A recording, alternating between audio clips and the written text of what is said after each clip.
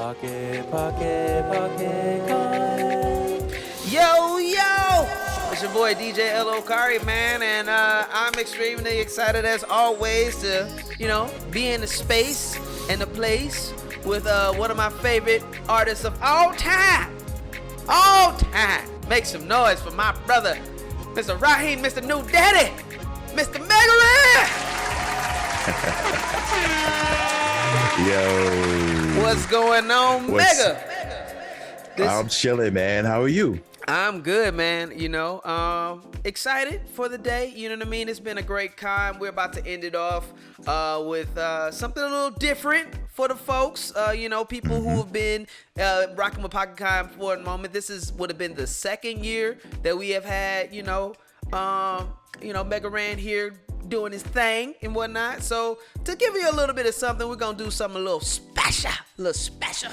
Instead of, like a normal performance. Why don't you tell us a little bit about what we're going to do this year, man? Well, this year, man, I'm going to show y'all a little bit of my new videos and what I'm working on for this new album called Live 95. Especially, I want to get into like what made these, what inspired these songs, so you're going to get some exclusive background on them. So then when you do check them out, watch the videos, you have a whole different perspective on how this all came together. And what they mean to me. So I'm really excited to share with you some exclusive behind the scenes info. Exclusive! That's right. Exclusive videos and whatnot. So the first video that we're about to show you guys right now, this one is called Tractor Beam. You know what I'm saying? Making a little sexy in the spot today, man. Tell us a little bit about this song, Tractor Beam, that we're about to play for the folks today. Man, Tractor Beam is like the scariest song I've ever written, only because I'm doing a lot of things on it that I don't normally do with my music. I made the beat, produced it, mixed it, arranged it, wrote, and then I'm singing on about 80% of the song. Wait, you sang it? So I don't normally do that, you know what I'm saying? So it's like, but sometimes when you get a wild idea, you try to explain it to somebody, like you can't really explain it. So you're like, never mind, I'll just do it. I'll just figure it out. But like, I want to be like, I want to make a beat that's like, like a 4 on the floor with like some snapping, but also with like some Rhodes pianos, but also like, bringing in some horns, and then I'll be singing, and then it's going to be groovy, and it's going to be like a love song, but it's also going to be like nerdy. And then like trying to get people to understand all that, I was like, well, let me just do it myself. So I did, sat down and brought back the old random beats style of production and sat here and worked on a record and flushed it out from beginning to end. And super proud of how it came out. And it was very nerve-wracking playing it live on this last tour. But I think by the end of it, I really got used to it. And I wrote this song like 2.5 years ago. I kind of knew that it was going to be special, so I held on to it because I wanted the entire project around it to also be special. So I thought this was the perfect place for it to kind of nestle it in to the Live 95 album, where it's a complete departure from that sound, but yet I knew that it could fit in well as a good change of pace from what you were hearing. Absolutely, man. You know what I mean? I want to applaud you because yes, artists take risks, you know what I mean? Put yourself out there. You never know. And sometimes you got to be the person that get that done. I don't know. You want to try to hit one of them notes? I don't know. Just hit it. How it go? How can you go? Man, I don't know. I just woke up. I don't know if I can pull it off. If I had tractor beam, you know what I mean? What I love most about it is it's me being like unafraid to not be a good singer. And I think that was something that was weird about, being a perfectionist and a creative. You're like, no, it has to sound perfect. You got to pitch it right. You got to this and that. And I'm like, no, I want it to sound like a dude who can't really sing, trying to sing his heart out to get back with his lady, so that was the goal. That was definitely intentional. And so there's some parts of it where you hear me, like, I love where I'm going, and I fix everything, so it's like it's like I need you, that's from my James Brown school of singing, where you can't be afraid to like get down there, get guttural with it, you know? That's right, man. Shout outs to Biz Marquee as well. You know what I'm saying? Like, rest in peace, Big. Dang, man, this year sucked. But also, you know what I mean? Like, sing your heart out. Sometimes you gotta do your thing, man. And like I always say, yo, if you gonna sing, sing. You know what I mean? Don't no half in it or whatever. And without further ado, you're gonna check out, what's the name of this song again? Tractor Beam. Yeah. Check out Tractor Beam. Coming up right at you. Let's go.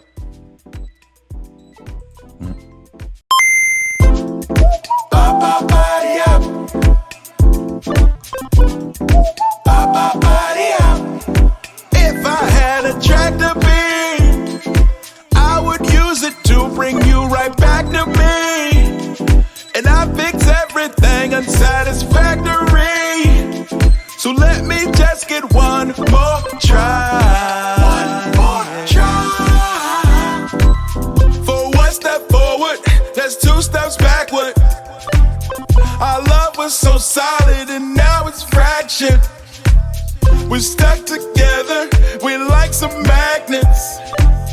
Lost our attraction, don't know what happened. I hear every word you say, I won't let this go away. I don't know how I'll get through the day, but I know this love is strong, and I know I was so wrong. Don't know what you got until it's gone. If I had a tractor beam, I would use it to bring you right back to me. And I fix everything unsatisfactory. So let me just get one more try. If I had a tractor beam, I would use it to bring you right back to me. And I fix everything unsatisfactory. So let me just get one more try.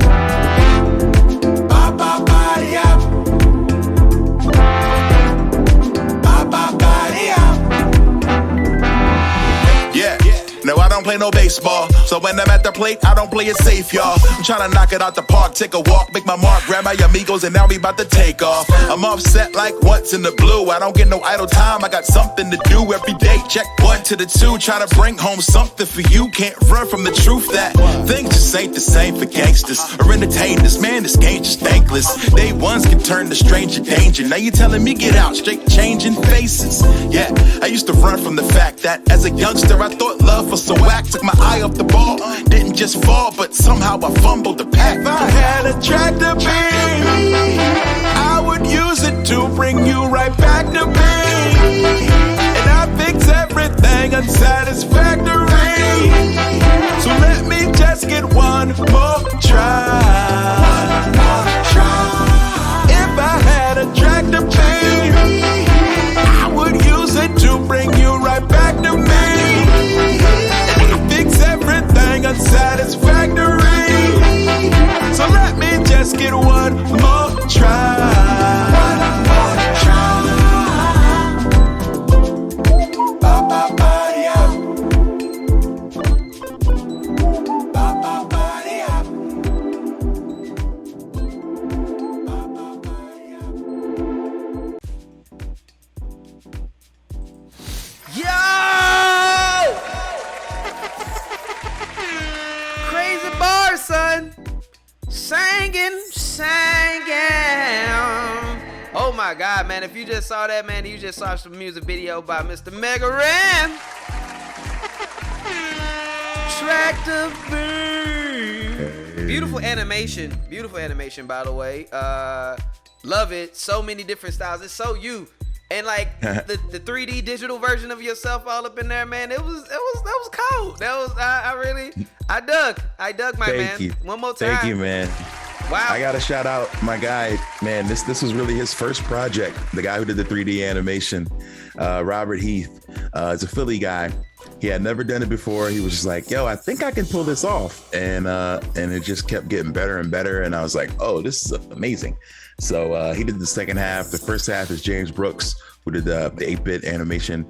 And man, I feel like the idea of like, oh, getting sucked into a video game or sucked into a TV has been kind of done and overdone. So I was like, if we're going to do that, we got to do something really interesting with it, you know, a halfway point where the song just goes crazy, you know. So yeah, man, I'm super pleased with it, man. It came out even better than I could have imagined it. Like, shout out to those guys. Super dope.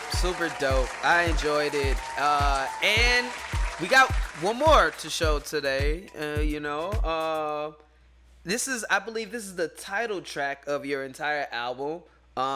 It is one that I honestly, when it came out and I first, like, even the first little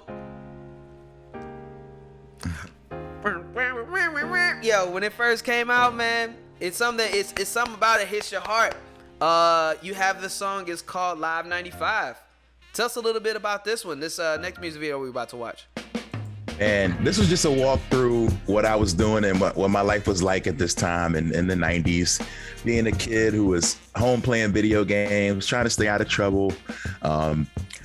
Also being a huge fan of basketball in the 90s and like what basketball did for us as kids in the hood who were just like dreaming of something bigger. You know, it was always like rap or basketball, what they always say, you know, and we were just always like so interested and wrapped up in it. Like we would watch a game and then go outside and try to emulate what they were doing, or we go to the local courts and have fun. And if we could, and if we couldn't, we go make our own, you know, court and those type of things. And man, it was just, it's a single verse, like a stream of consciousness type record where I'm just kind of reflecting on the year. And once I finished it, I was like, oh, this got to be the intro. Like, this is it, you know, like I had that feeling. It felt like an intro, you know, and I did 2 records like that on the album. There's another one called 1995, Generation of Miracles, which is another like, you know, stream of consciousness rap. So I was between both of them of like, which would be the best intro. And then it was this one for sure, because, you know, the horns come in, that little sax, there's trumpet, there's so many things happening on this record. There's live drums, live piano, trumpet, and what did I just say? Saxophone.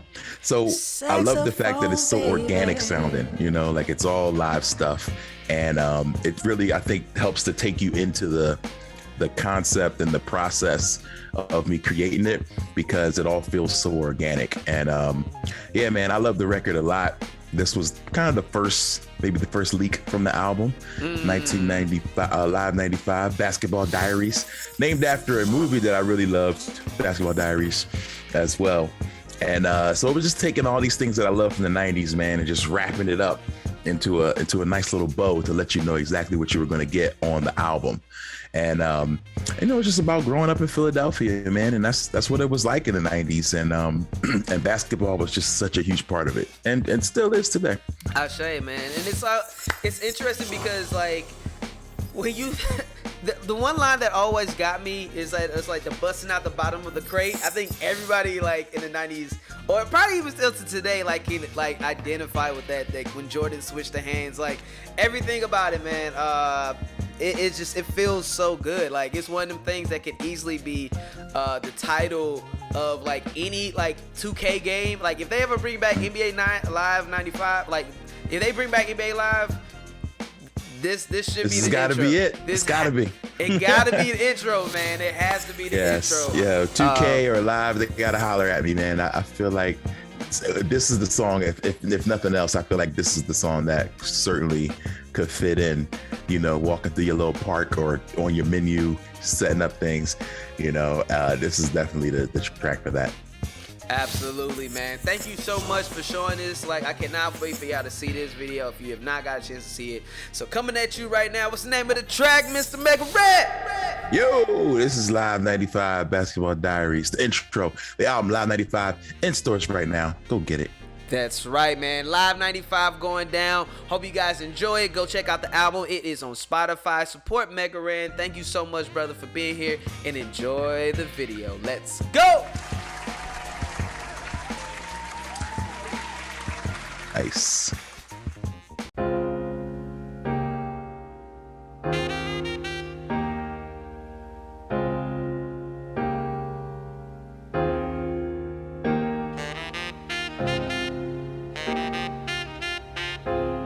95, where it all began. Now I see why they say it's more than a game. Yeah. My hero wore a blowout on the cover of Slam. Not even 6 foot tall, yet he feared no man. Took a hobby and perfected it, used it to feed his fam. Got dragged through the mud so players today can stand. And ever since the night Mike switched hands on the Lakers, we've been on the move like bank robbers, just pulling capers. Before I was staying up late and graying papers, mama said to cut the noise so I ain't wake up the neighbors. Yeah, I remember it all. Summer 95, 3 years after the Sixers had traded Charles, we would pray to the gods for some favor to fall. Maybe alter the direction of that lottery ball. On point, feeding off these emotions. Heart rate thumping and bumping just like Barkley and Moses. I'm David Stern when I'm approaching the podium. A silence falls over the crowd at the moment they notice him. I'm from where they hold toast and argue all day about who's the GOAT. MJ, Bron, or Cole, but we rebuild. Process, a new beginning. Been a couple struggle seasons, but now my dudes is winning, but we power forward.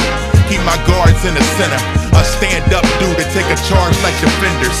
Hooping at the park until the street lights flicker. Time to route to make it home so I can eat my dinner. Mama Celeste, pizza for one, microwavable. Couldn't touch the stove, though I was probably capable.